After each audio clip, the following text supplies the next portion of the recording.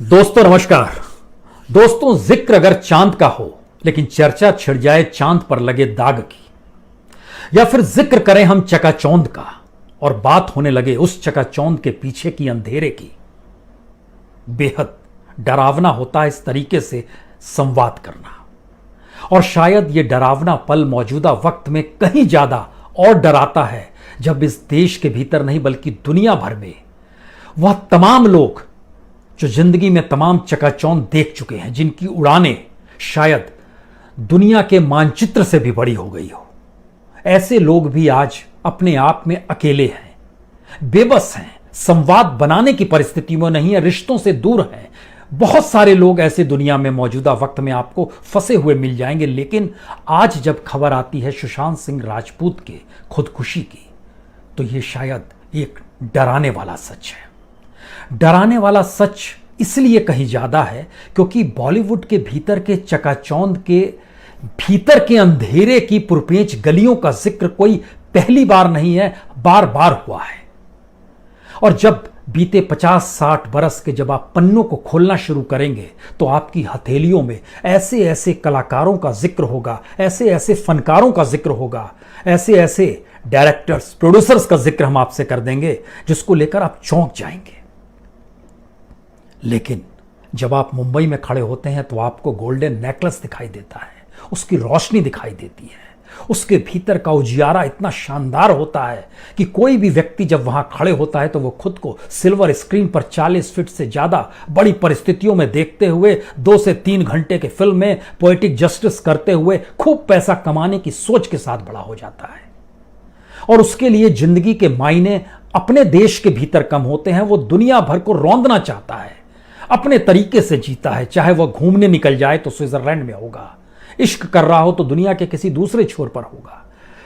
यानी भारत के भीतर की मौजूद परिस्थितियों को अपने साथ बॉलीवुड कितना समेट कर चलता है तब तक जब तक वो स्ट्रगल कर रहा होता है। स्ट्रगल के बाद जैसे ही उस पर खुमारी छाती है चकाचौंध की, तब वो उसके भीतर का अकेलापन बड़ा होते चला जाता है। लेकिन उस अकेलेपन के भीतर भी एक दूसरी दुनिया होती है। और वह दुनिया आज जब हम 50-60 बरस के सफर को आपके सामने अगर खोलना शुरू करें तो आप हैरत में पड़ जाएंगे। क्योंकि सुशांत सिंह राजपूत की जड़ें खुद जिन जगहों से आती है, वह खुद जैसे स्ट्रगल करते हुए निकलता है, उसमें ऐसा आपको बिल्कुल यह एहसास नहीं होगा कि उसकी जड़ें कमजोर हैं। यह भी एहसास नहीं होगा कि दरअसल उसने उस रूप में पढ़ाई नहीं की, या फिर उसके पास तर्क शक्ति कम थी, या फिर वो इंटेलेक्चुअल कम था। ऐसा बिल्कुल एहसास नहीं होगा। एक सरल स्वभाव का लड़का जो निकला पटना से, जिसकी जड़ें जिन जगहों पर है उन जगह पर आए, हमें लगता है उससे पहले तो हम उन 60 बरस के सफर पर लिए चलते हैं, क्योंकि ये सफर के भीतर का दर्द इतना पैना है जो पीछे 56 बरस की परिस्थितियों को आपके सामने ले आएगा। हम आपको लिए चलते हैं 1964 जी, अक्टूबर 1964, मुंबई का पेडर रोड। और वहां पर एक अपार्टमेंट के घर के भीतर में जैसे ही खबर आती है गुरुदत्त ने खुदकुशी कर ली, मातम सा छा जाता है। गुरुदत्त वही शख्स जिनकी फिल्म प्यासा आज भी टाइम मैगजीन के दुनिया के तमाम टॉप 100 फिल्म में बेस्ट फिल्मों में शुमार होती है। और इस प्यासा को देखते वक्त नेहरू के भीतर एक गुस्सा भी आया था, आक्रोश भी था, और उनमें भी एक आंसू भी टपक रहे थे। क्योंकि आजादी के महज 10 बरस हुए नहीं कि इतनी निराशा बॉलीवुड के भीतर है, यह एहसास उन्हें उस सिनेमा को देखते वक्त हुआ था। प्यासा फिल्म उस वक्त चली नहीं थी, कागज के फूल उस वक्त नहीं चली थी। बाद में लोगों ने जाना, समझा, पहचाना कि अच्छा इस फिल्म के मतलब और मायने क्या थे। लेकिन गजब का सच है, नेहरू की मौत भी 1964 में होती है और 1964 में ही गुरुदत्त खुदकुशी करते हैं। इस बात का जिक्र हम इसलिए कर रहे हैं क्योंकि देखिए, प्यासा का एक गीत है, जिन्हें नाज है हिंद के हम कहां हैं। उसकी एक लाइन है, ये पुरपेंच गलियां, ये बदनाम बाजार, ये गुमनाम राही, ये सिक्कों की झनकार, ये इस्मत के सौदे, ये सौदों पे तकरार, जिन्हें नाज है हिंद के वो कहां है। ये मुंबई के भीतर बॉलीवुड की गलियों का जिक्र है या इस देश की हकीकत थी उस वक्त की, और मौजूदा वक्त में भी ये शब्द कहीं भी फिट बैठ सकते हैं। साहिर की लाइन है ये। लेकिन गुरुदत्त की खुदकुशी ने उस बॉलीवुड को अंदर से हिलाकर रख दिया था, क्योंकि वह जिंदगी में जो सोच रहे थे उसको स्क्रीन पर रख रहे थे। और उसके बाद एक बड़ी बहस बॉलीवुड के भीतर ही नहीं हुई बल्कि दुनिया भर के सिनेमा जगत में हुई थी। क्या वाकई सिनेमा सच को सिल्वर स्क्रीन पर लाने का खेल है, या फिर सच को बिंब के तौर पर इस्तेमाल करते हुए दुनिया को एक चकाचौंध में समा देने का खेल है? यह भी बहस हुई थी। सुशांत सिंह राजपूत की मौत, उसकी खुदकुशी इसलिए अंदर से हिला देती है क्योंकि उसकी जड़ें बिहार में, पटना में तो माता पिता रहते थे, लेकिन उनकी जड़ें पूर्णिया से जुड़ी हुई है। वही पूर्णिया जहां से रेणु आते हैं। रेणु ने जब कहानी लिखी थी मारे गए गुलफाम, तो फिर शैलेंद्र ने इस पे फिल्म बनाई थी, राज कपूर ने काम किया था। तीसरी कसम, अब उस फिल्म के आश्रय राज कपूर ने जिस जीवन को जिया वह भी फिल्म उस समय चल नहीं पाई और शैलेंद्र की मौत हो गई। इस दुख में कि यह फिल्म नहीं चल पाई, मौत हो गई। सुशांत सिंह राजपूत के साथ तो एक ऐसी अनकही कहानी सी है कि उसके साथ शायद हमारा संवाद भी आमने सामने बैठकर नहीं हुआ, लेकिन उसको फिल्मों को देखते हुए कुछ बातों को महसूस जरूर किया गया। खासतौर से MS Dhoni the untold story जो फिल्म है, उसमें इतनी एक्यूरेसी है उस फिल्म के भीतर में। ना सिर्फ एक्यूरेसी है बल्कि उस भावनाओं का उफान जो धोनी के साथ, धोनी से बहुत बार मुलाकात हुई है, धोनी के भीतर के भावनात्मक चीजों को जिंदगी जीने के साथ जो फिल्म स्क्रीन पर उभार देते थे इस फिल्म के भीतर में सुशांत सिंह राजपूत, ये कलाकार की अपनी संवेदनाओं का एक उभार होता है और उनकी फिल्मों की जो एक पूरी फेरिस्त है। लेकिन सवाल है कि वह शख्स जो 4 बहनों में भाई है, माता की मौत 18 बरस पहले हो गई। जब माँ की मौत हुई उसके बाद ही उसने डांस क्लास में इंजीनियरिंग करते हुए, दिल्ली में इंजीनियरिंग कर रहे थे लेकिन डांस क्लास में चले गए, मन डाइवर्ट हुआ, आदमी सिनेमा की दिशा में गया। सिनेमा लोगों को अपने आप से अलग भी कर देता है और शायद भुला भी देता है। सिनेमा की भागदौड़ एक ऐसा जीवन देती है आपको, और किसी भी प्रोफेशन में आप जाइएगा तो अपने आप का एहसास आपके साथ इस रूप में जुड़ा रहता है, जो है सो है। लेकिन सिल्वर स्क्रीन आपकी जिंदगी में शायद एक ऐसा रास्ता बनाता है जिसमें जिस समाज के भीतर आप जी रहे होते हैं उससे ही आपके सरोकार धीरे धीरे कटते चले जाते हैं, खत्म होते चले जाते हैं। सुशांत सिंह राजपूत के अपने फिल्मी सफर को अगर आप देखें तो टेलीविजन स्क्रीन पर जीते हुए पवित्र रिश्ता वो घर घर की पहचान बना था, लेकिन उसके भीतर की कुलबुलाहट थी कि सिनेमा में आना है। इसी सिनेमा की ही परिस्थितियों में उसने टेलीविजन स्क्रीन में डांस वाले हिस्सों में अपने आप को शामिल किया, फिर फिल्मों में आया। और ना सिर्फ MS धोनी का जिक्र, डिटेक्टिव बिम्कोम बख्शी, काई पोचे, दो जो खासतौर से राजकुमार राव और अमित साध के साथ उसने काम किया था। शुद्ध देसी रोमांस 2013 में यह फिल्म आई थी, परिणीति चोपड़ा इसमें साथ में थी, PK में थी, राब्ता में वो आया, केदारनाथ में 2018 में आया, सोन चिरैया 2019 में इसने काम किया था भूमि पेडनेकर के साथ। 2019 में छिछोरे फिल्म आई। इसका जिक्र बार बार हो रहा है कि छिछोरे फिल्म का डायलॉग खुदकुशी के ही खिलाफ है। ये एक सच है।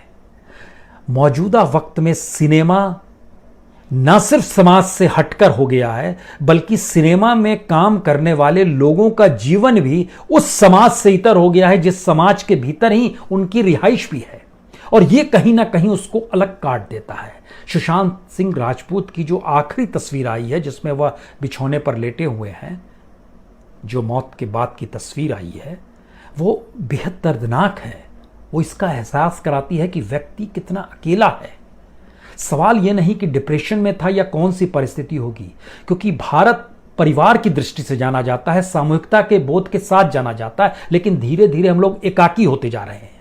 इसीलिए लौट चलिए उन पुरानी परिस्थितियों में। आपको जब पन्ने खोल रहे हैं तो हमने गुरुदत्त का पन्ना खोला, लेकिन याद कीजिए अमर अकबर एंथोनी, मर्द, कुली बनाने वाला शख्स कौन था? मनमोहन देसाई। मनमोहन देसाई की पत्नी की मौत 1979 में होती है। बाद में उनके रिश्ते नंदा से जुड़ जाते हैं, लेकिन मार्च 1994 में गिरगांव के अपने फ्लैट में वो रह रहे थे और वहां से वो नीचे छलांग लगा देते हैं, खुदकुशी कर लेते हैं। असंभव सी परिस्थिति है। जिसने ऐसी फिल्में बनाई, ऐसे कलाकारों से जुड़ा रहा, वो खुदकुशी कर लेता है। दिव्या भारती, याद कीजिए दिव्या भारती की उम्र क्या थी? महज 19 साल। और उस फिल्म में, आखिरी फिल्म में शाहरुख खान के साथ फिल्म में काम कर रही थी। कमाल की लड़की थी, बेहद खूबसूरत। और 5वीं मंजिल से उसने छलांग लगाई थी 1993, 5 अप्रैल 1993। 14 फिल्मों में काम भी कर चुकी थी। लेकिन उसके पति ने बाद में जब जानकारी दी, साजिद नादियावाला ने, इतनी कम उम्र में जिंदगी के हर रूप को उस लड़की ने देख लिया था। वो शोहरत हो, पैसा हो, चकाचौंध हो, समाज को अपने तरीके से जीने की ख्वाहिश हो, विवाह हो, सब कुछ देख लिया। 19 साल की उम्र खुदकुशी कर लेती है। सिल्क स्मिता, यहां पर इस नाम का जिक्र बड़ा जरूरी है। सिल्क स्मिता अनाथ थी, आंध्र प्रदेश में थी। उनको एक परिवार ने गोद लिया। बाद में वो परिवार मद्रास चला गया। मद्रास में चौथी पास थी, उसने उस नौकरी शुरू की जो कि आपके चेहरा ठीक करते हैं, मेकअप आर्टिस्ट के तौर पर। और वहां से वो फिल्मों के भीतर आई, वैम्प का रोल वो करने लगी और वैम्प के रूप में इस रूप में छा गई। मलयालम हो, कन्नड़ हो, तेलुगु और यहां तक कि हिंदी सिनेमा में भी आ गई। हिंदी सिनेमा का आपके जहन में आना चाहिए सदमा फिल्म, श्रीदेवी की भी बेस्ट फिल्मों में से एक थी। हम श्रीदेवी का भी जिक्र करेंगे, लेकिन श्रीदेवी की भी बेस्ट फिल्मों में से एक थी, उसमें भी सिल्क स्मिता थी। और सदमा फिल्म को अलग अलग तरीके से फिर बनाया गया था, कई भाषाओं में बनाया गया।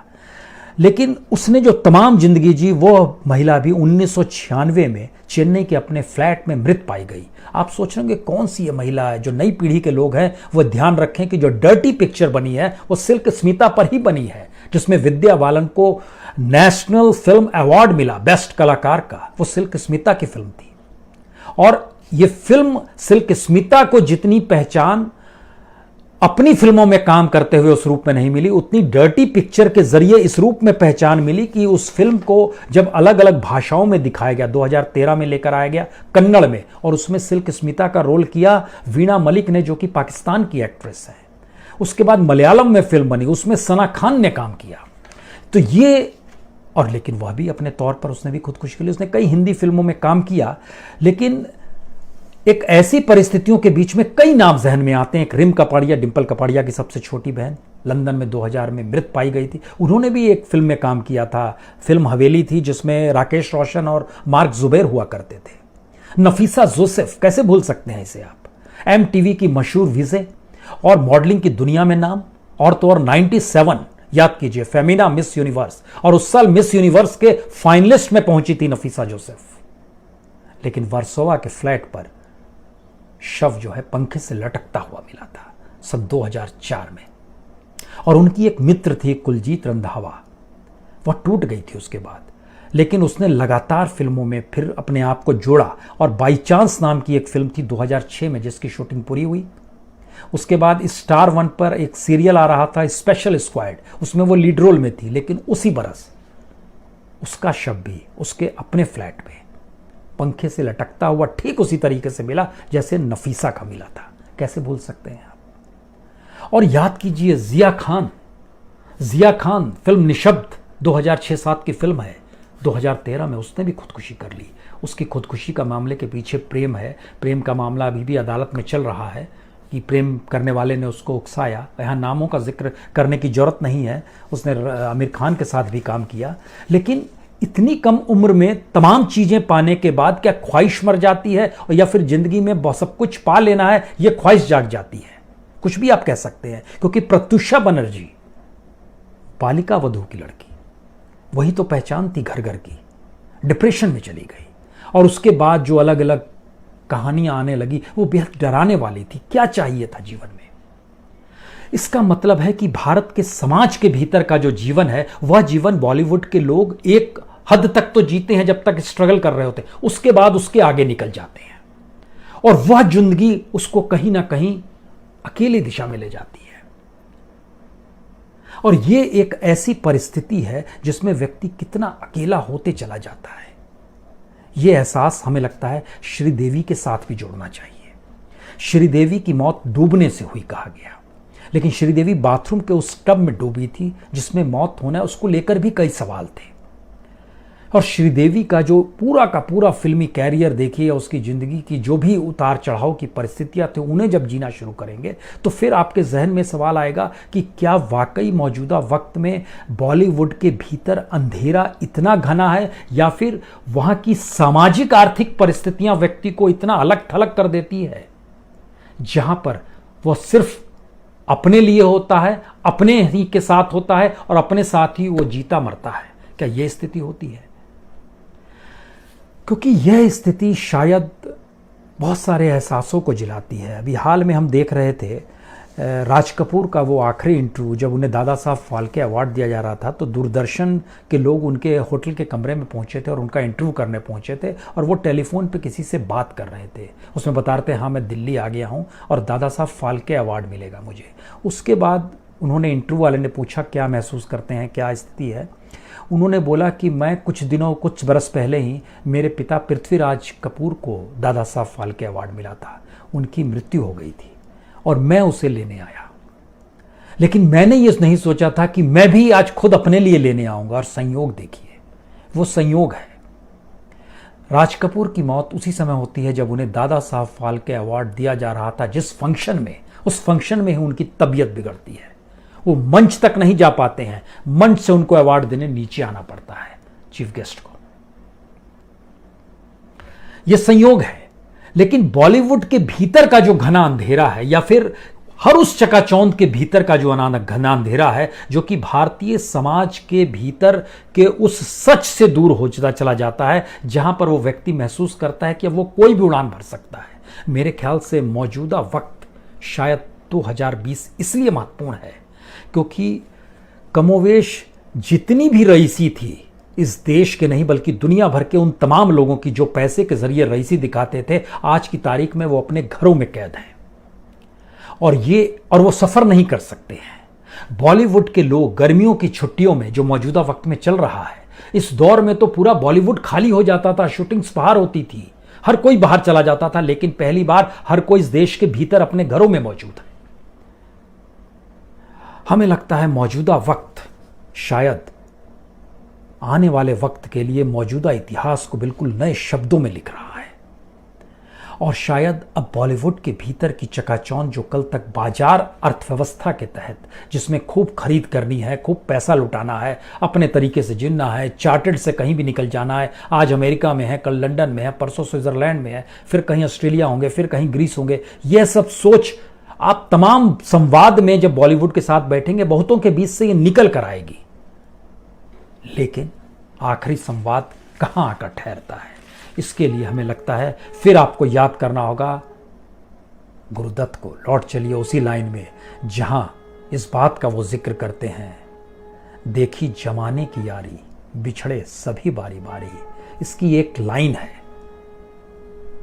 कागज के फूल जहां खिलते हैं, बैठना उन गुलजारों में, नादान तमन्ना रेती में, उम्मीद की कश्ती खेती में। एक हाथ से देती है दुनिया, ध्यान दीजिए, एक हाथ से देती है दुनिया, 100 हाथों से लेती है। यह खेल है कब से जारी, बिछड़े सभी बारी बारी। बहुत बहुत शुक्रिया, बहुत बहुत शुक्रिया। और शायद सुशांत सिंह राजपूत इतनी कम उम्र में खुदकुशी, उनकी आत्मा को शांति मिले। बहुत बहुत शुक्रिया।